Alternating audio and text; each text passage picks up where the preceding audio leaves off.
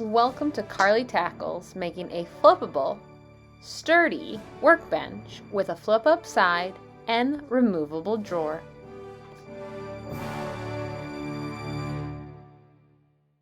This is part 2 of the workbench series. If you missed how to make the workbench top, please check out part 1. In this video, I'm going to show you how to make the legs and attach it to our workbench top. My first step is to cut my legs to the desired height. I am making this workbench table the same height as my table saw so I can use it to help hold some of the bigger sheets of plywood. Make sure you take into account your wheels when determining your height. Next, I laid out all the pieces of my legs on a table and have it clamped and held together. I am using a Forstner Bit to drill out a small opening in the leg so that my lag bolts can be flush with the board. Next, I'm using a standard wood drill bit to finish drilling out the hole needed for my bolt. Lastly, I'm using an impact driver to drive in the bolt. When determining the size of the Forstner bit, you need first find the right socket that will fit your bolt and then measure the diameter of the socket. You want to be able to put the whole socket inside the hole, so you want a Forstner bit slightly larger the diameter of your socket. Once you have finished driving in the lag bolts on both sides and your top piece is secured, we can move to the middle support piece. I'm finding the center on my 2x4 and I've already found the center on my legs. Now I'm placing 3/4 inch plywood spacers down on the 2x4. Later, I want to put a 3/4 inch plywood sheet on the side so I can add storage. The spacers will keep my board from moving as I drive in the bolts. At the far end of my legs, you may notice that I have another 2x4 clamped in, and that's just to help keep my legs square as I am assembling it. I'm using the same drilling and driving process that I use on the top piece. Now it's time to attach the bottom piece. I'm using a little bit of wood glue on the ends, and I'm going to clamp it using an Irwin medium duty clamp. I'm using the same technique, pre-drilling the holes and then driving in the bolts with the impact driver.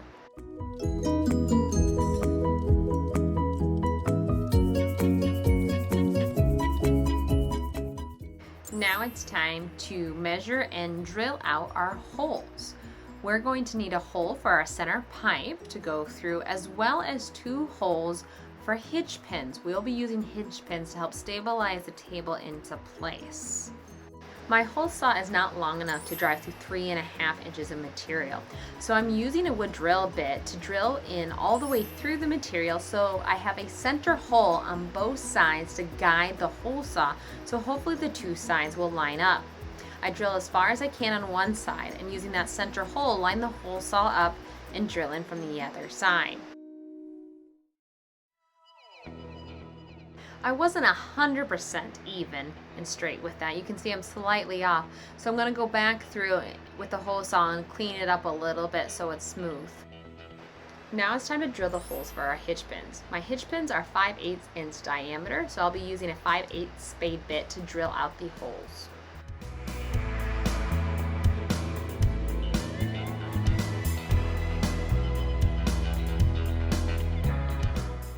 I sanded the legs using a Ryobi orbital sander and 120 grit sandpaper. I also stained and applied polyurethane. I went ahead and cut little blocks out of 1x4, and I'm going to use these as a cap to go over where the pipe is supposed to go on the 4x4 board. The next thing I'm going to do is I'm going to pre-drill into the boards with a countersink drill bit, and then I will stain it to match my boards. So that's what I'm doing now. I'm using the countersink drill bit.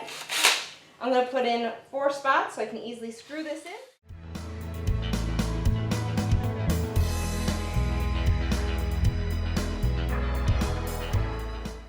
And I'm going to do this on my other cap, and then I'll have 2 caps, 1 for each end. The only thing left to do on my frame is to attach the wheels. Now I got some all-terrain wheels from Northern Tool because I want to be able to roll this out in the grass, not just on concrete floors. So if you just want to keep this in your shop, you wouldn't have to get more of the all-terrain wheels. The smooth rolling ones are really nice. Pay attention to their weight capacity. this sturdier of a table, it's gonna weigh a little bit more, so make sure your wheels can handle it. These are 4-inch wheels, they swivel. 2 of the wheels I purchased have brakes and 2 of them don't. I'm also using these same wheels in the slide out drawer that I'll be building in a different part of this video. So I'm gonna attach these to the bottom of the frame.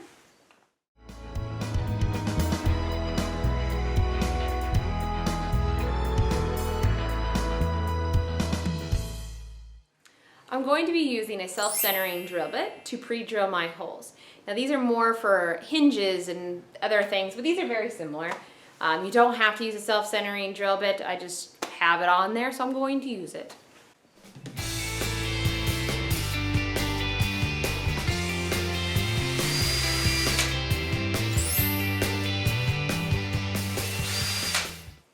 Since these wheel brackets have a big opening, my standard size construction screw would go right through it. So what I'm doing is I'm adding a little washer to the end to make sure that the screw doesn't go through the opening on the bracket.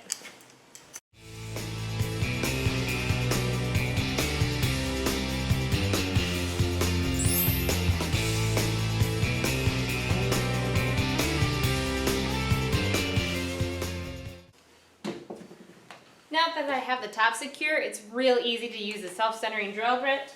Just put it right in the hole, fits perfectly, and it comes out the rest of the holes.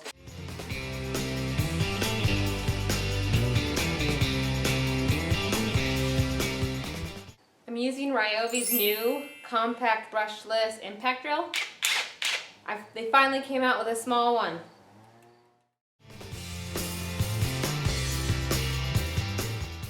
Now comes the fun part, attaching the workbench top to our legs.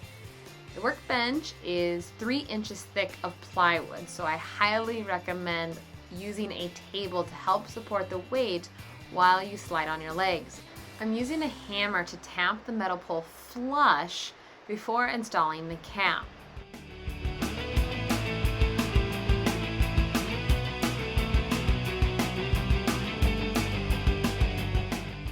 Using my legs as a thickness guide, I am marking the pole where I need to cut it off. I am using a reciprocating saw to cut the pipe and a roller stand to help support the pipe at the other end, which works great. I'm doing a last minute check to make sure I cut it to the right length and assembling the leg to the table. Be careful not to push too hard or your workbench will fall over. I wanted to do a little test run, so I removed the blocks and gave the table a slight turn. We are almost done assembling our workbench. We still need to stabilize our legs so they don't fall off. If you don't have a long enough clamp to help hold your legs in and square, using a ratchet tie down is very helpful and you can adjust it easily.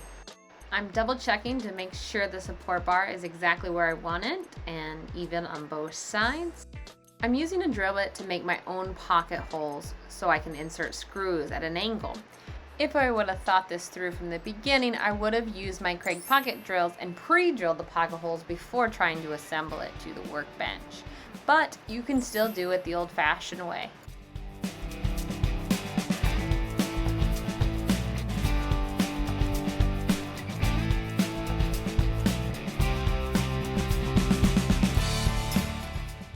Keep in mind, this is not the only support piece we will be adding. We are going to build a flip-up side, which will add some support and stabilization, as well as a removable drawer that locks in at the bottom. So when we're all done, the workbench will be stable and sturdy.